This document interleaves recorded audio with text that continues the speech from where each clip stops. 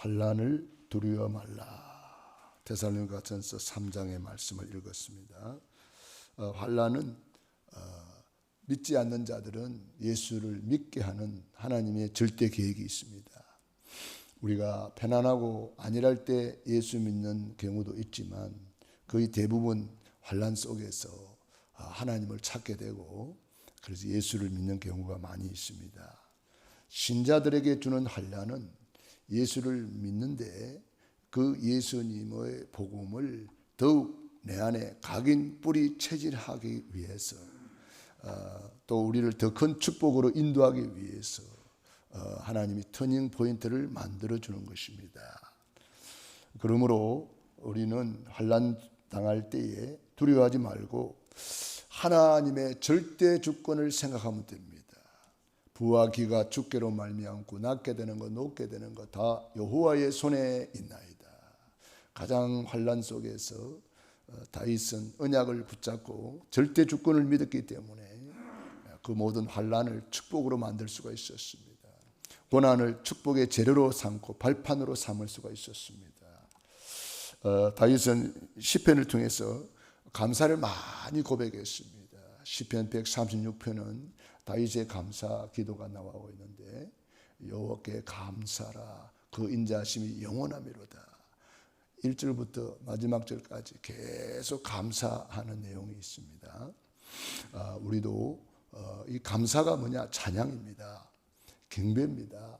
우리는 늘 감사 찬양으로 하나님께 경배하는 삶을 살아야 되겠습니다. 범사에 감사라. 하나님의 절대 주권을 믿으면 범사에 감사할 수 있습니다. 욥의 감사.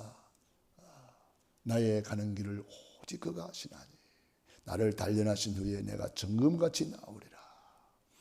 주신 자도 여호와시오 취하신 자도 여호와시오니 여호와 이름이 찬송받기를 원하나이다. 가장 많은 환난을 겪었던 욥의 감사 찬양입니다. 욥은 가장 극한 가난 속에 극한 고난 속에 극한 그 환난 속에서 하나님을 찬송한다 그랬습니다. 다니엘의 감사 찬양 죽는 줄 알고도 감사 찬양 감사였더라. 다윗이 한 30번 죽음의 위기를 만났다고 성경을 찾아볼 수가 있습니다. 그 많은 위기 속에서 다윗은 최고의 많은 감사를 고백하고 있습니다. 그러므로 우리는 이 감사가 어디서 나오느냐? 하나님의 절대 주권 속에서 나옵니다. 참새 한 마리도 하나님 손에 있고 들의 백합화도 다 하나님 손에 있다고 말씀했습니다. 우리는 참새 한 마리보다 들의 백합화보다 더 귀중한 하나님의 형상이기 때문에 우리의 모든 것은 하나님의 손에 있습니다. 그래서 우리는 그 하나님의 손에 있는 모든 것을 바라보면서 우리는 감사 찬양해야 되겠습니다. 감사 찬양할 때에 환난이 변하여 축복이 되고 문제가 변하여 응답이 되고 전부 다 환난 속에서 최고의 작품을 만들어냈습니다. 우리 성경에 보면은 환난 속에서 전부 다 응답받은 기록이 성경입니다. 환난 속에서 만든 찬송이 찬송가에 다 기록이 되어 있습니다. 전부 다 환난 속에서 작품이 나오는 거예요. 자, 그렇다면 지금 환난 속에 있다면 최고의 시간표입니다. 우리가 그걸 찾아내는 사람이 있고 그걸 찾아내지 못하는 사람이 있습니다. 하나님은 성삼위 하나님이십니다. 하나님은 좋으신 하나님이십니다. 우리가 좋으신 하나님이라고 늘 찬송 부르면서 그 하나님의 절대 주권을 우리는 고백해야 되겠습니다. 좋으신 하나님. 저는 이 찬양 부를 때마다 성삼위 하나님을 찬양하게 되는데 너무 은혜가 돼요. 그러므로 우리는 하나님의 좋으신 하나님이라는 것을 꼭 기억해야 되겠습니다. 마태복음 7장 7절로 12절에 구하라 찾으라 두드리라 이렇게 되어 있고 너희가 악할지라도 자식에게 좋은 것을 줄 알거든 하물며 하늘에 계신 너희 아버지께서 구하는 자에게 좋은 것을 주시지 않겠느냐, 이렇게 말씀하고 있습니다. 우리가 환난 당할 때에, 고난 당할 때에 그 사람의 신앙을 알 수가 있고, 그 사람의 깊이를 알 수가 있고, 그 사람의 과거, 현재, 미래를 알 수가 있습니다. 환난 당할 때, 고난 당할 때, 문제 속에 그 사람의 실체를 알 수가 있습니다. 욥을 보세요. 환난 속에서 더 아름다운 신앙을 고백합니다.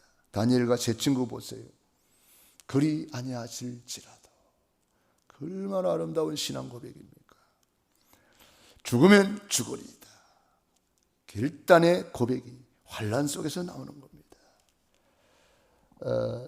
10명의 정탐꾼은 환난 속에서 그 믿음을 전부 다 그만 불신앙으로 만들어버리고 말았습니다만, 똑같은 환난 속에, 똑같은 현장 속에 여호수아와 갈렙은 믿음의 꽃을 피우고 열매를 맺고 가나안을 정복하는 정복자의 축복을 누렸습니다. 우리가 환난 당할 때에 내 잘못이 있다면 회개하면 돼요. 우리가 우리 죄를 자백하면 저는 미쁘시고 의로우사 우리 죄를 사하시며 모든 불의의 수리를 깨끗게 하시느니라. 다른 사람이 잘못하는 것을 보면서 우리는 그 사람을 살리라는 거예요. 그 사람 잘못한 거 비판하고 막 야단친다고 그 사람 변화되는 게 아닙니다. 그 사람을 위해서 기도하는 겁니다. 용서하고 이해하고 사랑하는 겁니다. 그럼 그 사람을 살리게 되는 거예요. 교회에 온 환난 시험은 교회의 본질을 회복하라는 거예요. 갈보리산의 십자가에서 다 이루신 복음, 감람산에서 주신 미션을 찾아 마가다락방의 능력을 회복할 기회가 되는 것입니다. 우리에게 주어진 어떤 것도 전부 다 축복의 기회요, 응답의 기회입니다. 성장할 수 있는 기회입니다. 환난, 고난, 시험에 속는 사람은 결국은 사탄의 12가지 전략에 넘어가게 되는 거죠. 우리가 그 12가지 사주팔자 운명에서 해방을 받아놓고 나도 모르게 또 그 속으로 기 들어가면 큰일 나는 거예요. 우리는 절대로 속으면 안 됩니다. 우리가 날마다 구원의 길을 걸으면서 불신자 상태 6가지 우리는 너무나 잘 알고 있지 않습니까? 그 안에서는 절대로 행복이 없습니다. 그래서 예수님이 십자가에서 우리를 건져주신 거잖아요. 구원받은 신분, 권세, 축복이 내가 받은 축복이고 나의 정체성입니다. 그러므로 우리는 날마다 구원의 길을 걸으면서 어떤 환난도 환난 아니다. 어떤 문제도 문제 아니다. 그런데 문제로 보는 것이 문제가 돼요. 우리는 그 속에 하나님의 절대 주권, 절대 계획, 절대 축복이 들어있다. 우리는 오늘 추수감사주일에 환난을 두려워하지 말고 그 속에 있는 하나님의 절대 계획, 절대 축복, 절대 응답 찾아내기를 바랍니다. 첫 번째, 그리스도께서 주신 축복을 찾을 최적의 기회다. 시간표죠. 최적기다. 언제? 환난 고난 속에 하나님이 예비해 놓은 것이 있다는 거예요. 환난 시험이 끝이 아니고 세계 복음화 이후에 끝이 오리라. 그러니까 마태복음 24장에 말세에 이런 일이 일어날 것이다 그랬는데 지금 다 일어나고 있잖아요. 지진이 일어나고 난리와 난리 소문, 전쟁이 일어나고 처처의 기근과 지진이 있다. 지금 네팔에 또 지진이 일어났잖아요. 다 우리에게 경고하는 거예요. 마태복음 24장 마지막 때에 될 일들을 우리에게 계속 보여주면서 우리가 붙잡아야 될 것이 뭡니까? 마태복음 24장 14절이에요. 그걸 다 붙잡는 거예요. 이것 때문에 지구가 돌아가는구나. 그러면 그 환난 고난이 싹 다 전도 선교 때문에 움직이고 있는 것을 우리는 알 수가 있습니다. 교회 안에 환난 속에서 진짜와 가짜가 이렇게 드러날 수가 있습니다. 우리는 그러므로 마태복음 25장에 열처녀 비유를 통해서 교회 안에 두 종류의 사람이 있다는 거예요. 슬기로운 5처녀, 미련한 5처녀. 교회 안에 두 종류가 있습니다. 1달란트 받은 자, 5달란트 받은 자. 교회 안에 두 종류가 있어요. 양이 있고 염소가 있어요. 근데 염소도요, 교회 안에 필요하다는 거예요. 왜 필요할까요? 양우리에 양을 넣어 놓으면은 겨울에는 춥다고 막 자기들이 들어붙어 가지고 그냥 질식사로 죽는데요, 양들이. 그러면 그 안에 염소를 넣어 놓으면은 염소가 밤새도록 돌아다니면서 떠받아 가지고 그들이 질식사하지 않도록 막 이렇게 만든다는 거죠. 그러니까 우리가 교회 안에 항상 이런 두 종류의 사람이 있다. 알곡이 있고 가라지가 있다. 예수님께서 뭐라 그래요? 추수 때까지 가만두어라 그랬습니다. 알곡까지 뽑을까 염려하노라. 가라지 뽑다가 알곡까지 다치게 할 수 있다는 거죠. 가만두어라. 마지막 때에 최후의 심판대 앞에서 알곡은 모아다가 영원한 불에 쭉정이 또 가라지는 불에 태우는 불쏘시개가 된다는 거예요. 알곡은 모아다가 천국 곳간에 들이게 된다는 거예요. 그러므로 우리는 이 마지막 때에 나는 어느 편에 속해 있는가, 내 자신의 정체성을 잘 보고 분별하고 나를 위하여 울지 말고 너와 내 자녀를 위해서 울으라고 하신 주님의 말씀, 누가복음 23장 28절. 예수님이 십자가 지고 갈 때에 여자들이 따라오면서 울었습니다. 예수님의 모습을 보고 눈물로 따라갔는데 예수님이 뒤를 돌아보면서 예루살렘 여자들이여 나를 위해서 울지 마라. 너와 내 후손을 위해서 울어라 그랬습니다. 바울이 가진 것을 누리고 찾을 최고의 기회다. 바울이 그 많은 환난 속에서 고난 속에서 30번이나 죽음의 위기 속에서도 그는 누리고 찾는 최고의 기회로 만들었던 것처럼 우리도 복음 때문에 고난 당하고 있다면 그 고난 속에서 오히려 더 큰 역사가 일어나지 않습니까? 바울이 감옥에서 고난 속에서 매를 맞고 감옥에 있는데 거기서 뭐합니까? 감사 찬양해요. 그때 하나님이 옥문을 열어주시고 전도 선교의 문을 열어주시고 간수장의 마음의 문을 열어서 예수님 믿고 그와 그 집이 다 세례를 받고 하나님께 영광을 돌렸습니다. 17장에는 데살로니가에 가서 복음을 전하니까 깡패들을 동원시켜 가지고 유대인들이 막 바울을 핍박하고 복음을 막았지만 그 환난 속에서 야손이라는 시대적인 인물 세워졌습니다. 그러니까 환난 속에서 제자가 나온다.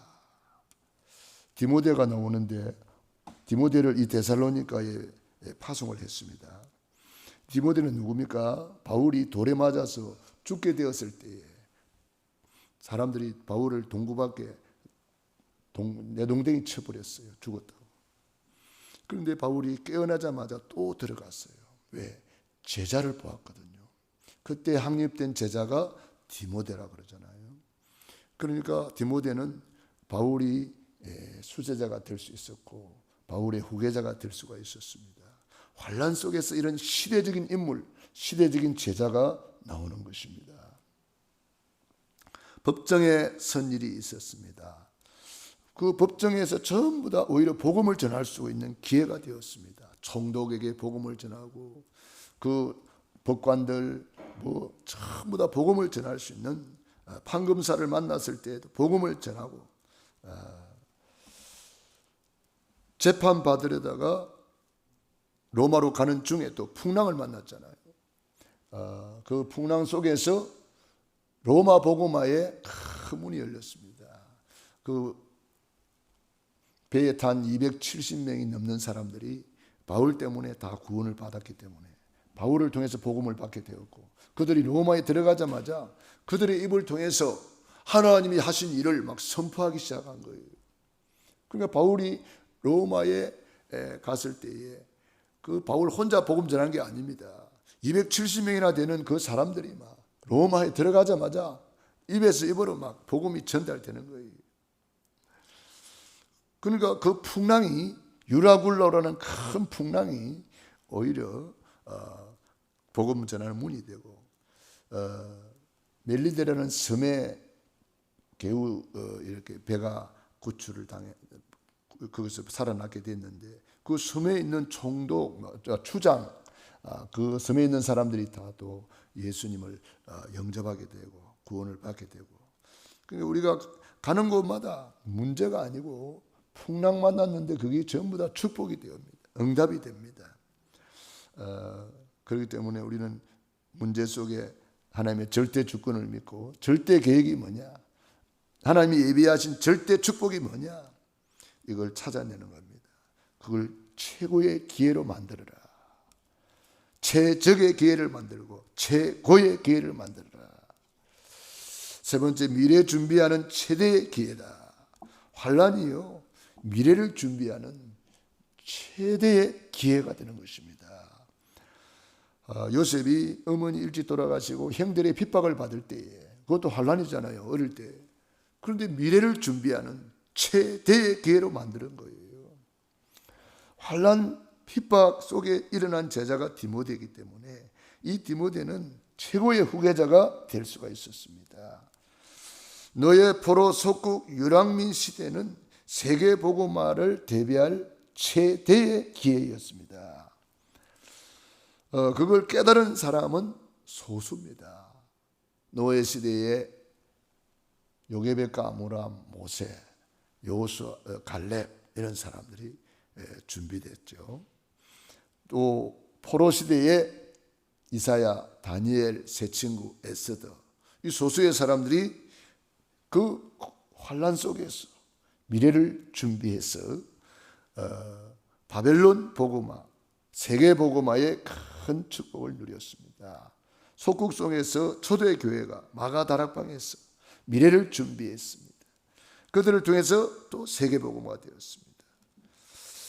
우리는 헛된 것에 속지 말고 언약을 바로 잡을 기회로 만들어야 되겠습니다. 우리는 어떤 시험, 어떤 문제도 문제 아니다. 왜? 예수님은 그리스도, 모든 문제 해결자. 그러므로 우리는 환난을 두려워하지 말고 진짜 두려워할 자를 두려워해야 됩니다. 문제를 두려워하지 말고, 사건을 두려워하지 말고, 사탄, 마귀, 귀신도 두려운 존재가 아닙니다.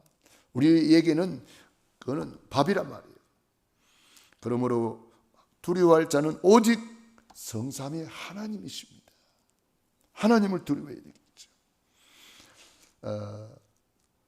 마태복음 10장 28절부터 읽어보겠습니다.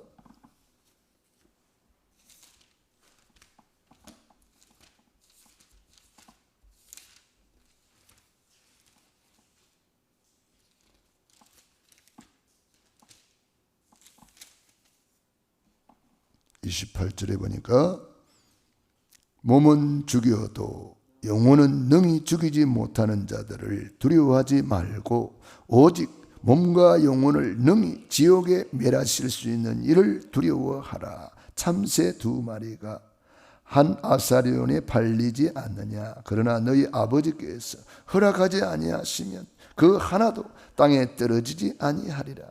너희에게는 머리털까지 다 세신 바 되었나니 두려워하지 말라. 너희는 많은 참새보다 귀하니라. 누구든지 사람 앞에서 나를 시인하면 나도 하늘에 계신 내 아버지 앞에서 그를 시인할 것이요, 누구든지 사람 앞에서 나를 부인하면 나도 하늘에 계신 내 아버지 앞에서 그를 부인하리라. 그까지는 봅니다. 두려워할 분이 따로 있는 거예요. 우리는 세상 보고 두려워하지 말고, 환난 보고 두려워하지 말고, 뭐 사탄, 마귀, 귀신도 두려울 존재가 아니다. 우리는 머리털까지 다 세신바 되었고 하나님이 독생자 보혈의 피로 구원받은 언약의 백성이에요. 그러므로 우리는 환난을 두려워하지 말고 우리 영혼 육을 능히 지옥에 멸하시는 하나님을 두려워하라. 그러므로 우리는 결론적으로 하나님 앞에서 일사가고 한번 보는 육신의 기회, 다시 올 수 없는 육신의 기회, 속히 지나가는 이 기회를 최적의 기회로, 최고의 기회로, 최대의 기회로 만들어야 된다. 육신이 있을 동안에 상급받고 칭찬받고 면류관 받고, 육신이 있을 동안에 모든 것을 결정이 되어버리는 거예요. 그러므로 우리는 세 가지 기회를 꼭 찾아내고 오늘 최고로 누리고 최고로 감사하는 날이 되기를 바랍니다. 추수감사주일은 1년에 한 번 하나님이 한 해 베풀어 주신 은혜를 감사하는 절기예요. 그래서 우리가 진정한 감사가 회복되고, 감사가 찬양으로, 감사가 예배로, 감사가 전도로, 감사가 헌신으로, 감사가 충성으로 이게 나타나는 거예요. 감사 감격이 헌신으로 나타나고, 봉사로 나타나고, 섬김으로 나타나고, 사랑으로 나타나는 것입니다. 오늘도 최고로 감사가 회복되기를 바랍니다. 기도하겠습니다. 범사에 감사하라. 이는 그리스도 예수 안에서 너희를 향하신 하나님의 뜻이니라. 오늘 우리에게 환난을 두려워하지 말라고 귀한 말씀 주셔서 감사합니다. 두려워할 분은 오직 성삼위 하나님이십니다. 우리는 그 어떤 것도 예수님이 십자가에서 다 이루었기 때문에 우리는 모든 문제는 다 끝났습니다. 이제 구원받은 우리에게 주신 신분 권세 축복으로 하나님의 절대 주권을 믿고, 절대 계획을 믿고, 절대 축복을 믿고, 하나님이 주신 것을 찾을 수 있는 환난이 최적의 기회요, 최고의 기회요, 최대 기회임을 알고 신령한 기회를 놓치지 말고 우리는 예수 이름 앞에 만물이 복종합니다. 큰 문제는 큰 축복이요, 큰 위기는 큰 응답의 기회임을 알고 환난을 두려워하지 말고 두려워할 자를 두려워하며 하나님 앞에 겸손히 무릎 꿇는 우리의 삶이 되게 하옵소서. 내 육신의 때를, 내 영혼의 때를 위하여 아낌없이 쓸 수 있도록 주님이 축복해 주옵소서. 이제는 하늘과 땅의 모든 권세를 가지신 주 예수 그리스도의 은혜와 아버지 하나님의 그 크신 사랑하심과 보혜사 성령님의 교통하시며 역사하심, 오늘 말씀 붙잡고 믿음으로 나아가는 귀한 심령 머리머리 위에 영원토록 함께 있을지어다. 아멘.